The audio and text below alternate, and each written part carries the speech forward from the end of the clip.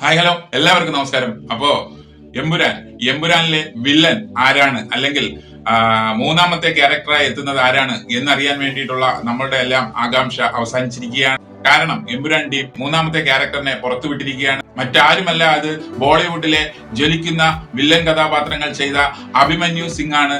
എമ്പുരാനിൽ ബാൽരാജ് എന്ന ക്യാരക്ടറുമായി ബീഹാർ സ്വദേശിയായിട്ടുള്ള അഭിമന്യു സിംഗ് ഹിന്ദി, തമിഴ്, തെലുങ്ക്, കന്നഡ എന്നീ ഭാഷാ ചിത്രങ്ങളിലെ നിത്യ സാന്നിധ്യമാണ്. ഇപ്പോൾ മോളിവുഡിലെ അഥവാ മലയാള സിനിമയിലെ അദ്ദേഹത്തിന്റെ ആദ്യത്തെ ചിത്രമാണ് എമ്പുരാൻ.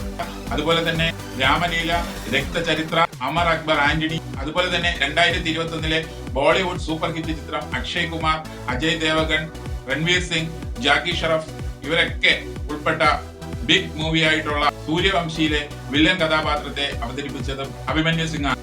പൃഥ്വിരാജ് എന്ന സംവിധായകന്റെ ക്യാരക്ടർ സെലക്ഷൻ പൊളി എന്ന് തന്നെ നമുക്ക് പറയേണ്ടി വരും. അപ്പോ എമ്പുരാന്റെ മറ്റു വിശേഷങ്ങളുമായി നമുക്ക് അടുത്തൊരു വീഡിയോയിൽ കാണാം. Okay, thank you.